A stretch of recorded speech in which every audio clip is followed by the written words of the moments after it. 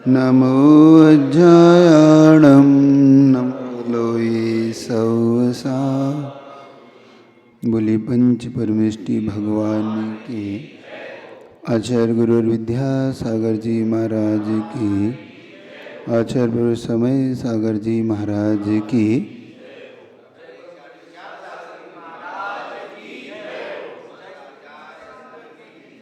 कल अपन ने इसके विषय में इतना जान लिया था कि ये एक प्रकार की ब्रह्म विद्या है। ब्रह्म मतलब ब्रह्म मुहूर्त में होने वाला कार्य। और ये भी तय है कि जब इसको प्रातःकाल ही जब हमारा मंगल होगा तो निश्चित तौर पे हमारी जीवन में दिन भर मंगल जाएगा, क्योंकि पंच परमेष्टि अपने आप में मांगलिक और मंगलमय होते हैं ना। इसीलिए जैन श्रावक इस क्रिया के बिना अपना दिन की शुरुआत कभी करता ही नहीं। अगर जैन श्रावक है तो सबसे पहले वो भगवान की अभिषेक, भगवान की गंधोदक लेकर ही अपने प्रातःकाल को मंगल बनाकर आगे बढ़ता है। और चूंकि मुनि साधक हैं और आपको मिली है आराधक की, ये भी आप समझो। आपको मुनि को संज्ञा क्या मिली है? साधक की। और आपको संज्ञा मिली है आराधक की।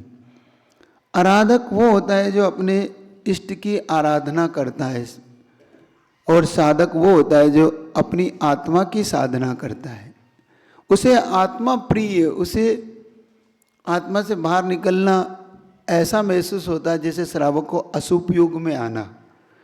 जैसे श्रावक को असुपयोग पसंद नहीं है, वैसे ही साधु को सुपयोग पसंद नहीं है। सुपयोग मतलब पसंद से आशय, वो शुद्धोपयोग को चाहता है। वो ज़्यादा से ज़्यादा अपनी आत्मा में रहना चाहता है। ऐसे ही लेकिन जब वो सुपयोग शुद्धोपयोग में नहीं रह पाता तो सुपयोग का आलंबन लेता है। लेकिन श्रावक सुपयोग को नहीं छोड़ ले पाता तो फिर असुपयोग में ही जाता है। तो श्रावक के लिए जो एक महान क्रिया बताई गई है, तो इसको अच्छी तरह से आप अपने जीवन में उतारने का पुरुषार्थ करो। कल कहा था आपका धोती दुपट्टा कितना महत्वपूर्ण है, इसको समझो। कभी कभी ये जीवन में बहुत काम आने वाली वस्तु होती है, ऐसा हम समझे। एक एक क्रिया हमारे यहाँ क्यों ऐसी कही गई? भगवान के जिन में वो सब एनर्जी का सोर्स आता कहाँ से है? एक चीज होती है सबसे पहली कि सबसे महत्वपूर्ण, ये प्रतिमा किसके द्वारा प्रतिष्ठित हुई है, कौन इसका गुरु रहा। जैसे बाहुबली भगवान की प्रतिष्ठा नेमीचंद आचार्य द्वारा हुई है। वो उस समय के जितने महान गुरु थे, जितनी बड़ी साधना थी, ऐसे ही कुंडलपुर के बड़े बाबा की प्रतिष्ठा जिन आचार्य परमेष्टि ने की होगी, तो उस बिंब की एनर्जी, उन आचार्य परमेष्टि का दिया हुआ सूर्य मंत्र और उस क्षेत्र की एनर्जी, उस जिन बिंब के बनाए हुए जिनालय की एनर्जी, मतलब हर चीज की एक अपनी एनर्जी होती है। उस एनर्जी को जब हम उस सोर्स को लेते हैं, वो हमारे लिए सबसे ज़्यादा पॉजिटिव ऊर्जा देता है। तो उस ऊर्जा को लेने का ढंग मैंने पहले सबसे पहले कहा था। सबसे पहले प्रातःकाल की बेला में जैन श्रावक को सबसे पहले अगर कोई क्रिया करना चाहिए तो जिनालय की स्वयं दरवाजे को खोल के प्रवेश करना चाहिए। लेकिन दुर्भाग्य कि हमारे यहाँ दरवाजा कौन खोलता है? माली। मंदिर का माली जो होता है वो। अब सोचो कि अब एनर्जी किसको मिलेगी, तुमको कि उसको? क्योंकि पूरी एनर्जी जब वहाँ पे का वातावरण बनता है, क्योंकि जिन बिंब अपने आप में पाषाण। और एक भी बात याद रखना, जब आप जिनसेन स्वामी का प्रतिष्ठा पाठ पढ़ना आप कभी, एक एक बिंब के बारे में जब वो बताते हैं कि कौन सा बिंब श्रावक के लिए और कौन सा बिंब क्षेत्र के लिए और कौन सा बिंब आपके इस एरिया के लिए बनाया जाता है। ऐसा नहीं कि कोई भी आप बिंब ले आओ और रख दो, ऐसा हो नहीं सकता कभी। इसके पॉजिटिव भी और नेगेटिव दोनों रिजल्ट भी आते हैं इसके। उसके एक एक अंगोपाक को नाप कर उस जिन बिंब को बनाया जाता है। कभी कभी हमारे मन में आता है क्या फर्क पड़ता है भाई, ये मूर्ति उस वहाँ से ले आओ, वो कहता है मूर्ति वहाँ से ले आओ, अरे वो 50,000 में दे रहा है, वो तो 5 लाख में दे रहा है। नहीं, इसका बहुत बड़ा फर्क है कि वो बिंब बनाया ही आपके लिए जाता है। एक्चुअली में ये एक प्रकार की तंत्र विद्या माना जाता है, बिंब को भी एक तंत्र विद्या माना गया है, क्योंकि वो बिंब आपके जीवन को बदलने वाला होता है। तो इसलिए जिस बिंब की प्रतिष्ठा जिन आचार्य महोदय ने की है, उन आचार्य महोदय की साधना कैसी है और उन्होंने किस प्रकार से इसमें सूर्य मंत्र की साधना करके इस मंत्रों को दिया है। हर साधुक से भी वो बिंब में अतिशय आ जाए कोई जरूरी नहीं आते। बहुत साधु हैं नहीं आते, उनके दिए मंत्रों से अतिशय ही नहीं आता। क्यों नहीं आता वो जाने, मैं नहीं जानता उस पर कोई, लेकिन किसी किसी साधु के, किसी किसी महान आचार्य के मंत्र नहीं छू भी दे तो उसमें अतिशय आ जाता है, क्योंकि उनकी साधना इस प्रकार की होती है। तो सबसे पहला मेरा आप सबसे कहना है कि सबसे पहले जिनालयों में पहले जाने का पुरुषार्थ किया करो। कुछ लोग बहुत लेट 10 बजे आएंगे, 9 बजे आएंगे, 8 बजे आएंगे, नहीं, सबसे पहले। और इसकी एक अभी मैंने घटना ही बताई थी कि एक जगह राजस्थान में हम लोग थे, वहाँ पे जिनालय में पहले कौन प्रवेश करेगा, मतलब फाटक खुलते ही दरवाजे, उसकी भी बोली लगी थी। अब तुम आश्चर्य करोगे कि महाराज इसकी भी बोली, हाँ। और 12 परिवार ने एक एक महीने के एक एक बोलियाँ ली थी।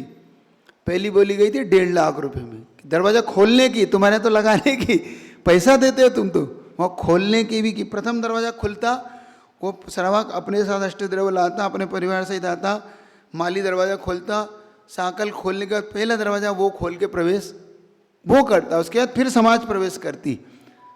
इसकी भी मतलब इसकी महत्वता इतनी है।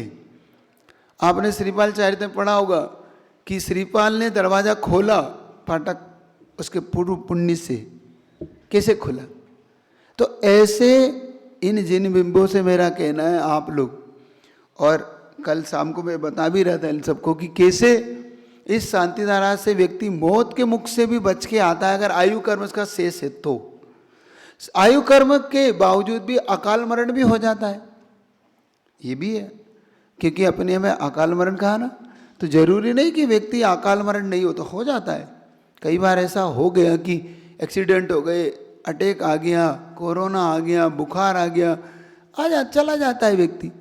अकाल मरण से बचा लेता है ये शांति धारा का। क्योंकि मैं बता रहा था कल इनसे चर्चा करते हुए कि हम लोग जब सरधना में थे, वहाँ पे कोरोना के काल में हमें रुकना पड़ गया, क्योंकि सभी साधुओं को रुकना पड़ा। जब वहाँ रुके 15 दिन रुकने के बाद, जब क्योंकि 23 मार्च को ये बंद हो गया सब दूर, 21 मार्च को उन्होंने जनता का वो आह्वान किया था, 23 मार्च को बंद कर दिया। और उसके सिर्फ 10 दिन बाद एक व्यक्ति को भर्ती होना पड़ा, भर्ती हो गए वो अस्पताल में, उनको कोरोना निकल गया, पॉजिटिव आ गया, और उनकी ऐसी स्थिति बन गई, उनकी ऑक्सीजन लेवल घटने लगा, और उन्हें लगने लगा कि मैं बचूंगा नहीं अब, क्योंकि वो सांस उखड़ती है ना, तो समझ में आने लगता है कि भैया आप मुश्किल है। और कोरोना की स्थिति तो ऐसी थी कि कोई पास भी जाना नहीं चाहता था, डॉक्टर तो छोड़ दो, कोई भी नहीं, सगा बेटा भी नहीं, क्या किया जाए। ठीक है भाई, उन्होंने फ़ोन लगवाया कि महाराज से अंतिम दर्शन तो करा दो, कम से कम महाराज के दर्शन ही करा दो। तो उनका रिश्तेदार में थे, वो आए, कहने लगे महाराज जी बस उन्होंने अंतिम श्वासें उनकी ऐसे लग रहा है कि अब वो बचेंगे नहीं, आशीर्वाद दे दो। तो हमने कहा कोई बात नहीं, उन्होंने दर्शन करे। तो उन्होंने यहाँ तक कह दिया था कि अब तुम ध्यान रखना, मतलब लोगों से कि अब तुम ध्यान रखना, मैं नहीं आ रहा। अब फ़ोन पे बेड से कहने लगे महाराज आशीर्वाद दो, मेरी आप सांसें उखड़ रही, मैं बचूंगा नहीं। मैंने कहा पहले तो तुम घबराओ नहीं, पहले तो अपने भगवान पे विश्वास करो, पद्म पर भगवान की मूर्ति में विश्वास करो। फिर मुझे एक थोड़ा सा दोपहर 2-3 बजे खबर आई, मैंने कहा अब सुबह तक का अगर तुम्हारा पुण्य रहा बच गए तो शांति धारा पे मेरा विश्वास है कि भगवान के गंधोदक का अतिशय जरूर होगा। तुम ये बोलो कि तुम लौट के आओगे, तुम ये मत बोलो। हमने कहा पॉजिटिव मोटिवेशन तो दो, फिर कहा जो होगा देखा जाएगा, उसके पुण्य से होगा। हमने कहा ये बोलो कि तुम आओगे। नहीं महाराज, मैं कहा उल्टा नहीं बोलो, सीधा बोलो। तो कहा हाँ ठीक है महाराज, मैं बोलता हूँ आऊँगा, मैं बस ये जाप करो और अर्यंत सिद्ध करते रहो, बस बाकी सब छोड़ दो भगवान पर। छोड़ दिया उसने। सुबह तक पता है कि अभी हैं, सब कुछ ठीक है। ठीक है, उस दिन सांध्यारा का गंधोदक उनको पहुँचाया हमने। वो गंधोदक बाहर रख के, उसने प्रवेश नहीं दिया डॉक्टर कि भैया हम प्रवेश नहीं देंगे, तो उसने बाहर कि भाई ये पहुँचा तो दो, आप ही पहुँचा दो। पहुँच के उसे गंधोदक दिया। गंधोदक देने के बाद 15 घंटे 16 घंटे लगे, लेकिन अतिशय हुआ और उसकी जो श्वास थी वो लेवल पे आ गई। जो उखड़ रही थी, उसका जो घट रहा था, वो उसका लेवल आया। और मेरा विश्वास उस दिन पक्का हो गया कि ये व्यक्ति लौट के आके सांध्यारा जरूर करेगा। 1 महीने में उसको लगे, 15 दिन में उसे छोड़ा, 15 दिन क्वारंटाइन रहा। फिर 15 दिन जब वो निकल के आया तो लोग डरने लगे अब डरते तो ही, भैया दूर करो ये। मैंने कहा नहीं नहीं ठीक हो गया है, उसकी पूरी चेकअप हो गए। और 1 महीने के बाद उसने आके सबसे पहले भगवान को श्रीफल चढ़ा के, और महाराज एहसान मानता हूँ कि आपने मुझे मौत के मुंह से लौटाया। मैंने कहा मौत के मुंह से मैं नहीं लौटाया, ये भगवान का गंधोदक और शांति धारा तुम्हें लौटा के आई है, बस इसको कभी भूलना नहीं। तो मेरा कहना यही है कि इसके प्रताप को समझना जीवन में। बात ना पैसे की है, ना बात एक धारा की, बस बात इस बात की कि हमारा विश्वास ट्रस्ट किसका है। तो इसके विश्वास को बनाना बहुत बड़ा शांति धारा का अतिशय अपने जीवन में होगा, बस पूरे ट्रस्ट विश्वास से। क्योंकि मैंने कहा ना कि व्यक्ति छोड़ देता है, बाद में पछताता है कि मैंने क्यों नहीं कर ली। और एक बात और कहना चाहता हूँ, छोटी छोटी इन क्रियाओं से आपका पुण्य बहुत बड़ा हो जाता है। हम क्या समझते हैं कि ठीक है, जैसे आग लगने पे कुआं नहीं खोदा जाता ना, है ना। जैसे आग लग रही है मकान में और इधर हम कुआं खोदे, तो क्या जब तक पानी निकलेगा तब तक मकान बचेगा? ऐसे ही जब तक जीवन में ये एक सिद्धांत बना लो कि जब तक मुसीबत नहीं आ रही है तब तक कुआं खोद लो। मतलब थोड़ा थोड़ा पुण्य एकत्रित कर लो। जीवन में बहुत बार महाराज पुण्य की कमी है, मैं उनसे पूछता हूँ कि भाई तुमने पहले शुरुआत क्यों नहीं कर दी? जैसे आप LIC करते ना, किस लिए? कि कोई समस्या आ जाएगी तो काम आ जाएगी। ऐसे ही ये छोटा छोटी कलेक्शन शुरू करो पुण्य का, छोटी छोटी क्रियाओं से, तो अभिषेक से बढ़ के तो कोई पुण्य होता ही नहीं। तो ये समझने का पुरुषार्थ करो, छोटे छोटे पुण्य को इकट्ठा, तो सबसे ज़्यादा तीव्र पुण्य होता है। तो ये शांति धारा की एक धारा तुम्हारे कई जन्मों के पाप को धो डालती, इसमें वो ताकत, वो शक्ति है। तो मेरा कहना है कि ये छोटे छोटे पुण्य का कलेक्शन शुरू करो। ये कलेक्शन तुम्हें उस समय काम आएगा जब तुम्हारे जीवन में बहुत भारी मुसीबत होगी, बहुत भारी। एक घटना मैंने बताई थी ना कि कौन सा पुण्य काम आता है जीवन में, कि सारे पुण्य एक तरफ रख दो, कोई भारी पुण्य जब संकट आए तो यही छोटा सा पुण्य। आपके जीवन में कभी ऐसी घटना घट जाती है, एक्सीडेंट होते होते आप बच जाते हो और पूछते हो कि महाराज जैसा कौन सा पुण्य है? हो सकता है क्या कभी तुमने ऐसी किसी की भावना सांत्वना की हो सकता है कभी किसी को तुमने दया से बचा लिया हो, किसी की मदद कर दी हो, वही पुण्य एकदम तुम्हारे सामने आकर तुम्हें एक्सीडेंट से बचा गया। बहुत बार ऐसा होता है, गाड़ियाँ पलट जाती है, इतनी टूट जाती है कि लगता है कि एक भी नहीं बचा होगा, एक भी, क्योंकि बॉडी के टुकड़े टुकड़े हो गए, लेकिन सब सुरक्षित निकल जाते, एक खरोच तक नहीं आती। क्यों? क्योंकि कोई पुण्य तुम्हारे काम आ गया। जैसे हनुमान का पुण्य, हनुमान कहते हैं श्रीशैल जब उससे गिरे विमान से, तो कहें उनके पूर्व पुण्य से वो शिला चूर चूर हो गई, लेकिन वो कुछ भी, कौन सा पुण्य था? कभी उन्होंने ऐसी महान भक्ति अरहन भगवान की होगी। तो प्रातः काल की बेला में ये अरहत भक्ति का समय है और आपके सटावासक का काल है ना। तो आज इस शांतिधारा गद्योदक के महत्व को पकड़ लेना, सीख लेना। और एक चीज़ और कहना चाहता हूँ, आने वाली 10 तारीख बहुत महान मेरे लिए तो है ही, क्योंकि मेरे जीवन को बदलने वाली। लेकिन अगर आप मेरे कहने से भी शामिल हो गए तो 10 तारीख को गुरु भक्ति करते समय, क्योंकि गुरुदेव ने मुझे जिन दीक्षा देकर 25 ऐसे साधकों को या ऐसे ब्रह्मचारियों को गुरु ने अपने समान बना लिया, दीक्षा जिन दीक्षा देकर, तो वो 10 तारीख 10, वैसे तो 21 अगस्त थे तारीख से, लेकिन 10 तारीख को भगवान नेमिनाथ भगवान का जो दीक्षा कल्याणक महोत्सव के साथ अवसर पर मेरा मन है कि यहाँ पे नेमिनाथ भगवान की जो मूर्ति, उसका महामस्तकाभिषेक और शांतिधारा हो, तो पूरे नेमिनाथ कॉलोनी के सहित, ऐसा नहीं कि वो जिनालय वाले तो गायब हो जाएं, तो नेमिनाथ जिनालय वाले जो उससे जुड़े हुए लोग हैं, सारे लोग, ट्रस्टी वगैरह सब उसके साथ शामिल होकर उसमें शामिल हो। और 11 तारीख को मुकुट सप्तमी का अवसर आ रहा है ना। मुकुट सप्तमी पे एक महान कार्य सोच रहा हूँ, क्योंकि ऐसी महान मुकुट सप्तमी बोली, सप्तमी जिसपे मुकुट लगा हो, और ऐसे भगवान पार्श्वनाथ जिस दिन निर्वाण गए हो, वो बिन मुहूर्त का मुहूर्त मान लो, समझ लो उसको तो।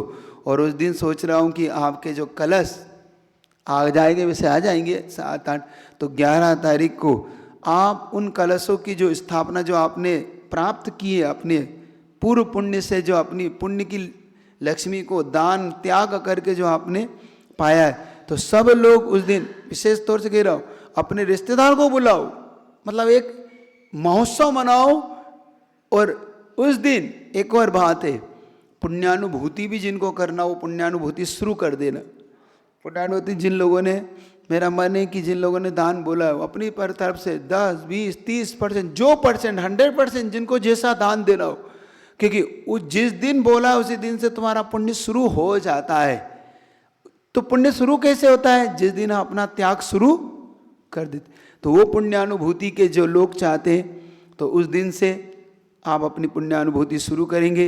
एक एक परिवार अपने साथ वो अच्छा सजा के लाएगा, और ट्रस्टी लोग उनका सम्मान करेंगे, मुकुट लगा के, माला पहना के, और बाकायदा उसकी सब लोग अनुमोदना करेंगे। तो उस दिन मेरा मन है कि सब लोग अपने रिश्तेदारों को, अपने आसपास पूरी समाज को उस दिन भगवान पार्श्वनाथ का अभिषेक शांतिधारा 108 मंत्रों से करेंगे। और विशेष तौर से अपन उस कलशों की स्थापना शुभ मुहूर्त में, मैंने देखा है वो मुहूर्त अपना 7 बजे से शुरू हो गया, वैसे तो 6:50 से शुरू हो रहा है, 6:50 से 11 बजे तक अपना पूरा एक ऐसा पूरा 4-5 घंटे का बढ़िया मुहूर्त आ रहा है। पूरे योग, लाभ, चौगड़िया, दिन, तिथि, वार, और भगवान पार्श्वनाथ का महोत्सव मोक्ष का है, तो वैसे अपने आप में बहुत शुभ दिन है वो। तो उस दिन करना है, कमेटी अपनी तैयारी कर ले, लोगों को सूचना दे दे। तो इतनी भावना बहाता हूँ कि उस दिन कोई भी पार्श्वनाथ भगवान का अभिषेक शांतिधारा से नहीं चुकना। बोलिए पार्श्वनाथ भगवान की। चलिए 1 मिनट में